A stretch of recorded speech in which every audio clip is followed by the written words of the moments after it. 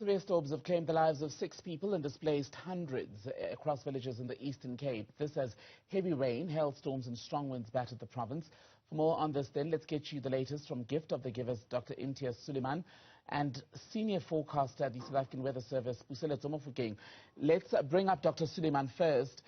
Dr. Sooliman, if you can hear me, initial reports were that about 688 homes were either damaged or destroyed. Has that figure changed? Yes, Temikili, good evening. It's gone to more than 1,000 homes. You know, from early this morning, when the teams are around in the area in the municipality, the area is far more widespread. The destruction is far more widespread than initially thought. It was first, in Alice, Fort Beaufort, and the Middle Drift, but now it's also spread to Adelaide and into the deeper rural areas and into the mountains. And the counting is going on. The houses are over 1,000, but it seems it may still be more than that, because everybody hasn't been reached yet and all the figures hasn't come in yet. In addition to the houses, businesses have been damaged, and the district director for health services, Mrs. Geddes, called us and said 14 clinics and 3 hospitals also have been damaged. What then is the main focus of your very early, very initial relief efforts at this stage? Well, it's more about bringing hope to the people. The destruction is huge, and in this kind of situation, people generally expect, just to see somebody, to comfort them, to talk to them, to say that something's being done. So we start off with the very basics. We provide food. Meals are provided for 1,000 people today at the municipality, and then food parcels, wet blankets were given out, and mattresses to 615 people. And the moment the people saw our trucks, it gave them hope. It gave them, courage that, something's going to be done for them. Of course, there's far more to be done, and the demand and the needs are huge compared to what has been done. But the fact that we were there and, somebody was doing something gave the people a lot of hope. But in the long term, when I say long term, I mean it's quite immediate. A lot of houses have to be repaired. Children have been traumatized. Old people have been traumatized, not knowing what to do. There's no finances. There's no money. There's no savings. Family members need to come home from other parts of the country. It's festive time. You come home and you're expecting to come home to a house. But the homes are all destroyed. So people are not sure they're going to see their family members. And last year, they didn't see them either because of COVID-19, the second wave in December. And the children are again wondering, how are they going to live? So there's lots of trauma there. People are just uncertain what's going to be done, who's going to repair the houses, and how long it's going to take. And for the displaced, where are they being sheltered, and what are the conditions of these temporary places where people are now having to sleep? Well, lots of people, just come for a short while to the halls that are set up by the municipality. A lot of people don't leave their homes. That's quite standard in any disaster. People don't want to move away from their homes. Whether it's a fully formed house, whether it's a shack, whether it's a mud wall, people go back to their homes or stay with relatives or those whose homes have not been destroyed. The conditions are fine. They're taking the precautions because of COVID-19. And in fact, a lot of people were brought to the hall, kept the spacing, because they needed to be provided the meals on site. It's very difficult to take the trucks and the vehicles everywhere on the terrain that's wet. So people were brought to us, but by far and large, people generally go back to their homes or to neighbors or to family people. And it's about this anxiety of fixing the house as soon as possible.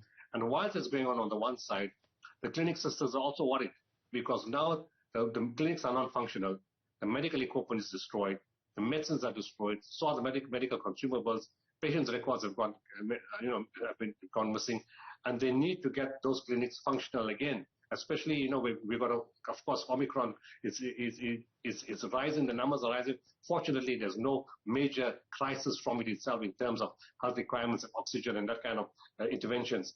But still, it's a worry, and we need those facilities working. And the big hospitals, Alice, Fort Beaufort, and the Winterberg TB Hospital, the roofs have been affected, windows have been affected. So all those things need to be repaired, and it cannot be delayed for an indefinite period of time. It has to be done very, very urgently. And to be able to get the help to the necessary people, all those who need it, Doctor, you're going to need the weather to play ball. Let's bring in Puseletso Mofokeng, a senior forecaster with the South African Weather Service. Mr. Mofokeng, what is the forecast for the next 24 hours and perhaps the rest of the week in the affected areas? Are we expecting more storms? Good evening, Tembekile, and good evening to the viewers as well. Yes, basically for now, there isn't any threat of severe thunderstorm across the country. So we are going to have a bit of a break for at least about 24 hours. So as of tomorrow, I think the thunderstorms are expected to actually be, there's also a threat of severe thunderstorms by tomorrow in the Eastern Cape. Remember, on Saturday night when we were together, I did point out that there is a possibility of severe thunderstorms over the Eastern Cape, both on Sunday as well as on Monday. And I think you can agree with me that the forecast was very correct. And as I'm indicating now, the chance of rainfall is going to increase once again tomorrow. There's a new system that is coming, so we're expecting a 60% chance of showers over the eastern areas of the Eastern Cape, KwaZulu-Natal, Gauteng, as well as the eastern parts of the Free State. So in terms of the severe thunderstorms, there will be more in the eastern areas of the Free State, as well as the eastern parts of the Eastern Cape. Otherwise, we are going to look at every storm, like I did indicate in the past. We are going to look at every storm and issue any possibility of severe thunderstorms beyond what I've just said. What is driving this extreme weather, and is it common, especially in the Eastern Cape, for this time of year?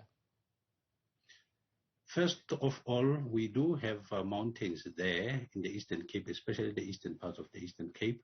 The mountains are everywhere, but those that are in the eastern parts of the Eastern Cape are necessarily generating the storms to be much more severe. You would know that just north of Mthatha, there's a huge mountain there, which is about 700 meters from Mthatha itself. That is, if you take the elevation to upward. And again, if you look in the east, you are going to see other range of mountains.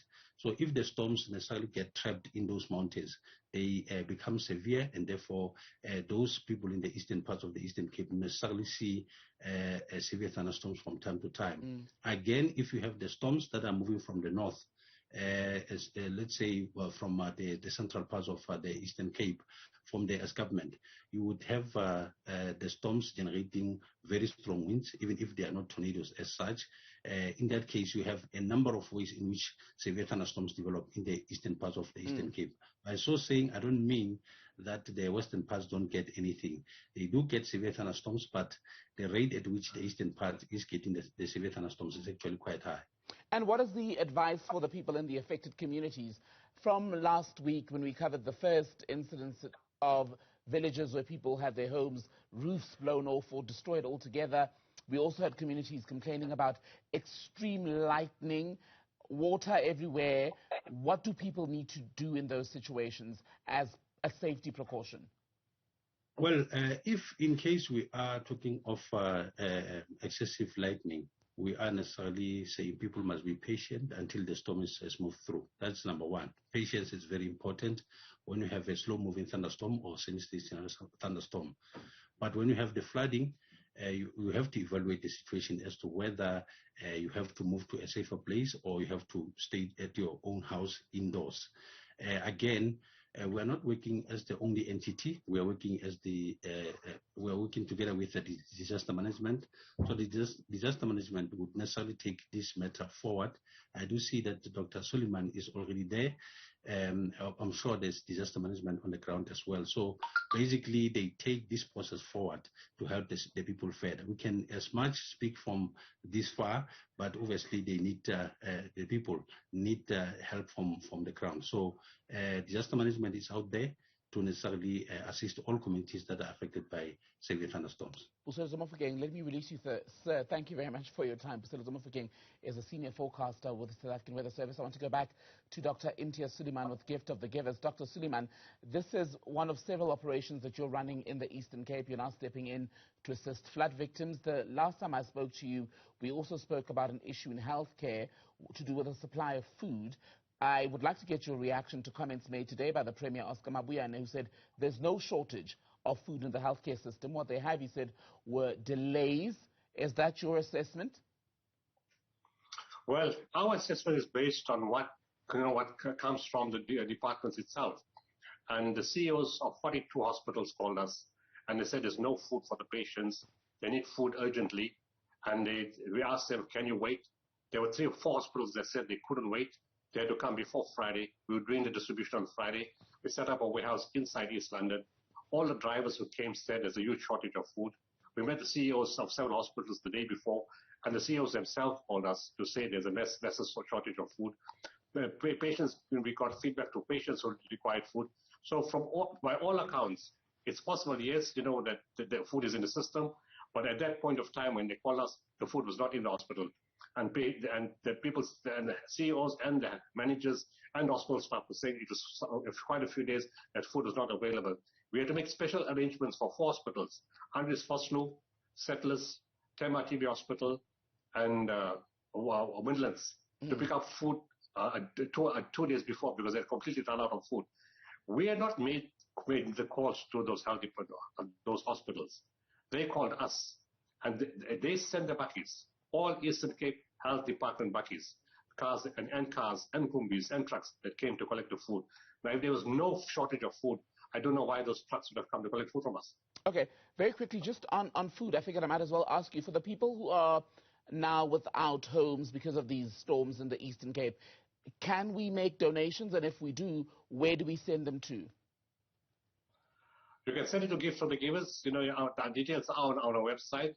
Gift for the Givers is a standard bank account. Or easier, for people who want details, call our toll-free number, 0800 786 911, and they will direct you to what bank details to use. But the bank details are on our website, giftofthegivers.org. 0800 786 911, correct? Yes. Thank you very much. Dr. Sooliman, founder of the Gift of the Givers organization. We also spoke to senior forecaster Puseletso Mofokeng about the storms battering the Eastern Cape, displacing hundreds of people in the early hours of Monday and as well into today. More rain, as you heard, expected into